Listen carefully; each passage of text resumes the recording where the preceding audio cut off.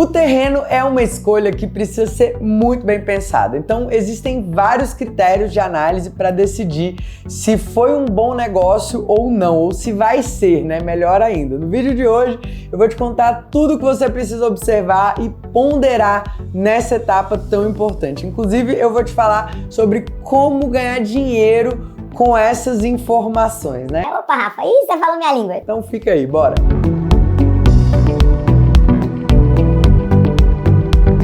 E se esse tema te interessa, já aproveita e toca aqui no joinha. Aqui no Bora na Obra você fica por dentro desse universo dos projetos e obras. A gente sempre traz conteúdos práticos, relevantes, para que você, profissional, possa viver cada vez melhor da sua profissão. E se você é novo por aqui, já aproveita, se inscreve no canal, ativa todas as notificações aqui no sininho para o YouTube te avisar sempre que tiver um vídeo novo aqui. Então é só tocar no sininho e depois selecionar a opção todas ali para você receber as notificações. Bora lá então! Muita gente tem dúvidas sobre como escolher o terreno. Se é melhor comprar um lote num condomínio, lote de rua, o que eu devo observar na hora de comprar e várias outras dúvidas que surgem ali nesse momento tão importante do início do projeto. Será que o terreno escolhido é um bom negócio? Será que ele é uma furada? Saber responder isso requer conhecer todos os pontos dessa escolha para que ela seja assertiva e segura. Por isso, se você trabalha com arquitetura, se você trabalha com engenharia e construção, esse é um assunto, é um conteúdo que você precisa ter na ponta da língua para você poder orientar melhor os seus clientes e poder ser um profissional mais reconhecido aí na sua região. Existem vários critérios que são importantíssimos para a gente avaliar e o primeiro deles eu aprendi com meu pai. Segundo ele, quando você vai escolher um terreno, você tem que olhar para 3 itens: localização, localização e localização. Na visão do meu pai, a localização é a coisa mais importante de todas. E eu concordo em partes, né? Isso é muito importante. Tem outros itens também que eu vou trazer para você, mas realmente a gente tem que analisar a localização de acordo com a realidade de quem vai morar naquele lugar. Quais são os elementos que a gente tem no entorno que vão influenciar nessa decisão? Pode ser a proximidade com uma escola, com um shopping, com um prédio específico, às vezes um empreendimento importante da cidade, né? Enfim, várias variáveis aí para a gente analisar. Então, para a gente começar com o pé direito, é crucial entender as necessidades daquele cliente, da família dele, como que é a rotina, se ele vai pegar trânsito ali, se não vai, se aquela região é tranquila, como que são as vias de acesso, se é fácil chegar em lugares estratégicos como supermercados, farmácias, hospitais, enfim, escola, para você definir essa localização, se ela é boa ou não para o estilo de vida, para a realidade daquele cliente. Eu lembrei agora de uma história de um amigo meu que no início da pandemia ele se empolgou e ele foi lá e comprou um terreno muito longe da cidade, sabe o burrinho lá do Shrek, so far away, né? Era muito longe, só que naquela época tinha esse movimento, as pessoas estavam indo para terrenos cada vez mais distantes, né? Iam mais para as periferias, eram terrenos mais baratos, áreas mais rurais e tudo mais, só que os anos foram passando, a vida foi voltando ao normal e ele decidiu começar a construir uma casa naquele terreno. Essa casa, ela ia mudar completamente a rotina daquela família e a gente teve uma conversa muito franca sobre isso, né? Uma conversa honesta. E ele falou assim: gente, mas eu já comprei o terreno. Aí eu lembro que eu falei pra ele: vende e compra outro. Aí ele: mas você acredita que já até desvalorizou? Aí eu falei: nossa, se desvalorizou é mais um motivo. Gente, se tem uma coisa difícil de acontecer é você ver um terreno que desvaloriza. Isso é muito difícil de acontecer. Então, se desvalorizou é porque o negócio é ruim mesmo. Na minha opinião, é muito melhor você investir um pouco menos na casa, na obra ali e ter um terreno melhor, que vai facilitar a sua rotina, que seja próximo dos lugares que você vai com frequência. De fato, ponderar isso é muito importante, né? Muito melhor você ter uma casa de cinema, só que super fora de mão, né? Vai te atrapalhar mais do que te ajudar e depois vai ser até difícil de vender. Então, o lugar que a gente vai morar precisa melhorar a nossa qualidade de vida e não piorar. Outro critério que muitas vezes acaba passando batido e que são negligenciados na hora da compra é a orientação solar. E um pouco mais do que isso, já já você vai entender. A gente precisa entender se o terreno ele tá virado para o nascente, para o poente, se aquela disposição ela permite que a gente vai colocar os quartos na melhor posição solar, né? Voltados para o nascente de preferência. Se você vai conseguir alocar bem uma piscina, se o cliente quiser, lógico, ter uma piscina, mas numa posição que esteja ali o tempo todo pegando sol. Por exemplo, se a orientação da fachada for totalmente oeste, dependendo da região no Brasil, em lugares mais quentes, a gente vai ter que tratar essa fachada com arquitetura, com elementos arquitetônicos. Isso vai encarecer a obra. Você vai precisar de uma varanda, você vai precisar de um brise, você vai precisar, enfim, né, de algum elemento aí para dar essa proteção. E tá tudo bem colocar, desde que a gente esteja consciente ao ter que fazer essa escolha. Então, além da posição da casa e do terreno em relação ao sol, tem outras questões ali de orientação, que são questões climáticas que já precisam ser avaliadas no início. A gente tem a ventilação predominante, a gente tem períodos de chuva, o clima dessa região, dessa cidade. Então, nessa hora a gente lembra das aulas de conforto que a gente teve na faculdade, se as aulas prestaram, né? No caso da minha, não adiantaram muito não, eu tive que estudar por minha conta, mas enfim. Você faz esse levantamento para direcionar melhor justamente a compra do terreno pelo seu cliente. Isso vai te dar muita credibilidade junto ao seu cliente. Outro critério que precisa ser considerado é o relevo. Esse terreno é plano, esse terreno ele tem um aclive ou não, ele tem um declive. Então, tem algumas regiões no Brasil que a gente não tem escolha. A gente fez um projeto uma vez em Brumadinho, um terreno super acidentado. E dependendo, né, ter aclive ou declive, vai demandar uma solução de projeto arquitetônico mais arrojado.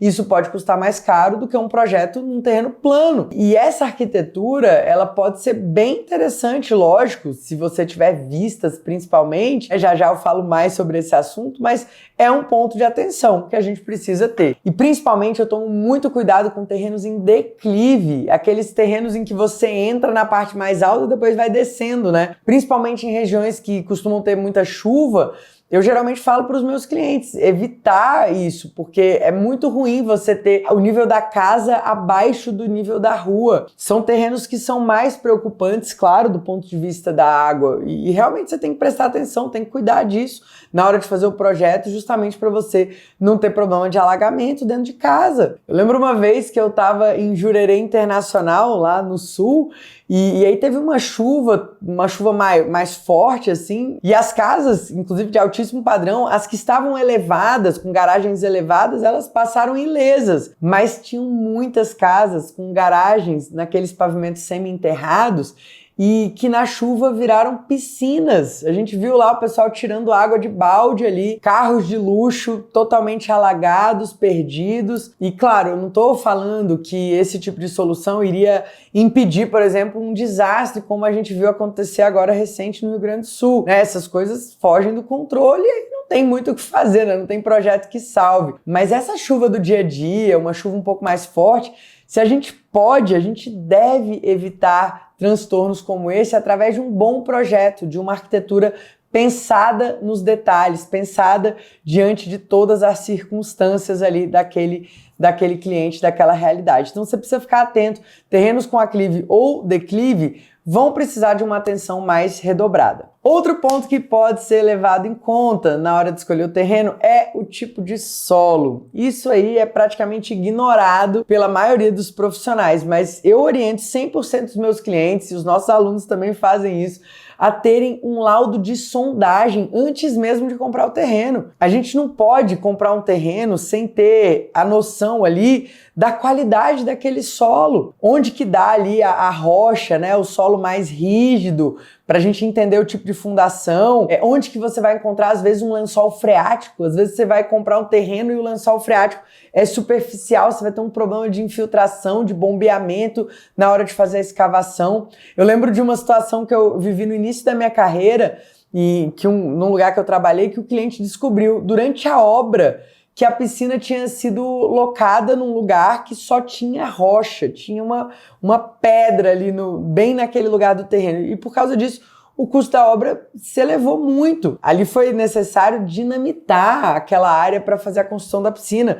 Foi o dobro do custo para construir aquela piscina. Identificar esses pontos, entender o tipo de solo, fazer um laudo de sondagem antes de começar a fazer o projeto é essencial e pode ajudar muito os seus clientes a economizar na obra. Quando o projeto já está muito avançado, às vezes o transtorno é muito maior, às vezes você já até aprovou o projeto na prefeitura. Então, se você é arquiteto, se você é construtor, se você é um engenheiro que está ali na ponta da lança, em contato com os clientes, você precisa orientar os seus clientes sobre o que deve ser feito, com qual antecedência deve ser feito, para a gente ter mais sucesso e as pessoas pararem de achar que obra é sinônimo de treta, de dor de cabeça. Eu não entendo, as pessoas investem ali num terreno 200, 300 mil reais, até mesmo milhões, né, para comprar um terreno, às vezes 2 milhões, 3 milhões, e não querem pagar 2 mil reais, 3 mil reais para fazer um laudo de sondagem. Eu não entendo essas contas de padaria, não. Eu fico irritada com isso. Então, eu fico me perguntando, será que não fazem porque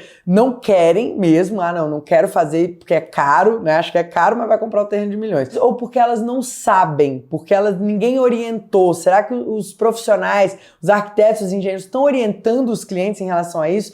Qual que é a sua opinião? Me conta aqui nos comentários, eu quero saber como que é isso aí na sua cidade, na sua realidade. Bom, outro ponto que a gente precisa se atentar ao escolher um terreno é conferir as normas do local. Às vezes o cliente está muito empolgado, ele quer fazer uma casa ali com 4, 5 quartos, uma cozinha, sala, piscina, enfim, tudo integrado, um programa de necessidades extenso, e aí de repente vai começar o projeto e descobre que tem uma limitação nas normas, que você tem uma capacidade de limite de área construtiva que não vai dar para fazer aquilo ali que ele queria, ou uma taxa de permeabilidade alta, ou seja, você não vai conseguir fazer aquela área ocupada no terreno, ou a altura máxima da edificação, o gabarito máximo ali não permite 2, 3 pavimentos. Enfim, tem cidades que têm terrenos com usos mistos, outras que têm o uso estritamente residencial, comercial. Isso tudo precisa ser avaliado antes. Então você não pode ser desavisado na hora de escolher um terreno. Você tem que olhar as normas, o zoneamento da cidade,